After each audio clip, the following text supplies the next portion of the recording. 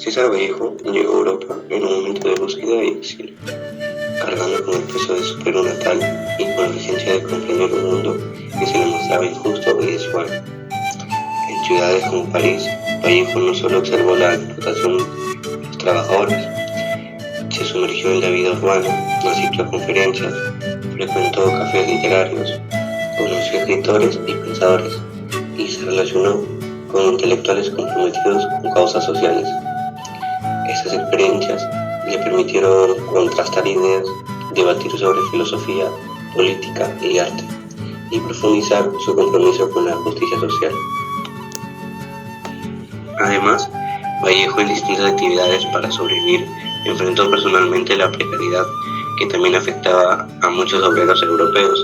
Vivir la pobreza, la discriminación y la marginalidad de cerca fortaleció su sensibilidad hacia los oprimidos y le dio una perspectiva más humana de la explotación laboral. Observó huelgas, protestas y movimientos sindicales. Vio cómo los trabajadores defendían su dignidad frente a patrones que buscaban únicamente el beneficio económico. Estas vivencias alimentaron su pensamiento marxista y consolidaron su visión de la literatura como herramienta de denuncia y resistencia. Vallejo también escribió y publicó sus obras más comprometidas políticamente con Rusia en 1931, que fue El Tungsteno y Lockout, reflejando la dureza de la explotación industrial y la desigualdad social que presenció. Su vida cotidiana en París y otras ciudades fue en sí misma un proceso de aprendizaje y transformación.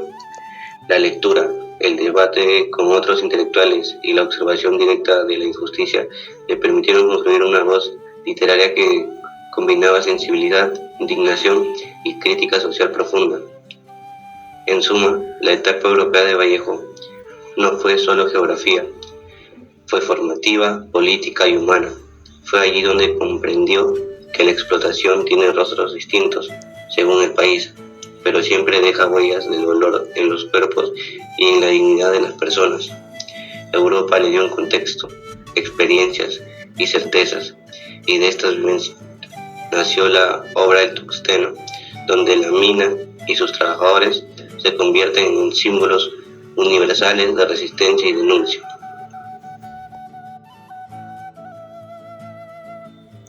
¿Qué vio Vallejo en los trabajadores europeos que lo llevó a defender a los oprimidos del mundo?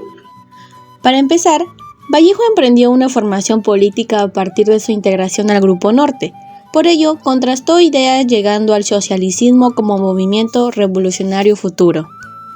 Tras vivir una dura realidad, la cual lo llevó a participar cierto proceso ideológico y político para posteriormente plasmarlo en sus poemas a favor de justicia e igualdad para todos.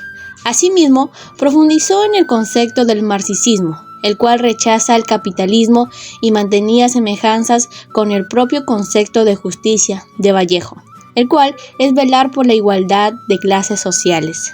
En el transcurso de la vida de César Vallejo, los viajes que realizó y las personas que conoció fueron determinantes en sus pensamientos y percepciones respecto a la justicia, lo cual influyó en el contenido de sus obras, por ejemplo, en las que defendía con todo el corazón al proletario, encarnando sus dolencias e impotencias por la explotación de su trabajo, como se describe en su obra teatral Lockout. El poder no siempre se impone con violencia, sino también mediante el miedo, la costumbre y la necesidad.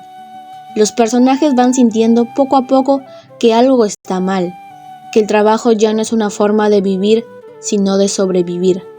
A medida que la historia avanza, el ambiente se vuelve más pesado y el lector percibe que el verdadero conflicto no está solo en la mina, sino en la forma en que los seres humanos empiezan a ser tratados como si fueran cosas.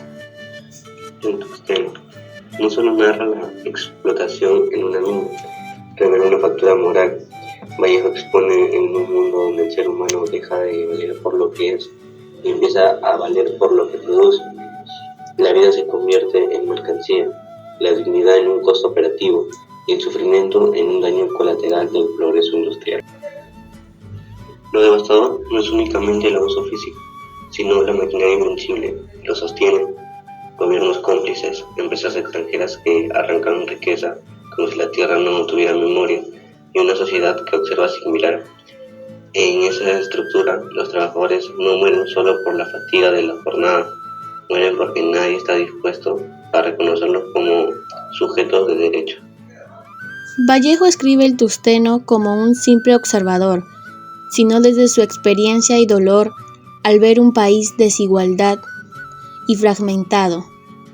Al conocer Europa, comprendió que la explotación de los trabajadores no era solo un problema del Perú, sino parte de un sistema mundial que beneficia a unos pocos y daña a muchos. La mina se convierte en un símbolo de un mundo que oprime, silencia y desgasta a los más débiles. Así, el tungsteno no habla solo del pasado, sino de una realidad que sigue repitiéndose, donde la riqueza se construye sobre el sufrimiento de otros y la dignidad humana sigue siendo ignorada. Patas. Es una provincia donde la riqueza no se vive como bendición, sino como amenaza. El oro, en lugar de traer progreso, ha sembrado muerte, violencia y miedo. Muchas personas entran cada día a los socavones sin seguridad, sin derechos y sin certeza de regresar con vida. En esta tierra, trabajar ya no es solo un esfuerzo, es una apuesta contra el destino. La minería ilegal ha convertido cerros en tumbas clandestinas y pueblos en territorios sin ley.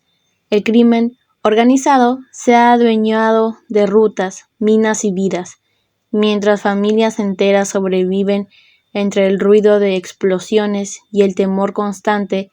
El Estado llega tarde, y cuando llega, muchas veces solo encuentran daño y sangre y silencio. Los ríos se contaminan, los cerros se desmoronan y la comunidad se rompe.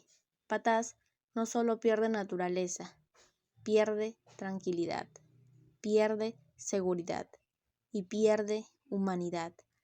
Allí, el oro vale más que una vida y eso es solo la mayor tragedia. No es solo una crisis minera, es una crisis humana. Patás no es solo un caso aislado, es el reflejo de lo que ocurre cuando la ambición gana terreno y la vida deja de importar. Hay golpes en la vida tan fuertes, yo no sé.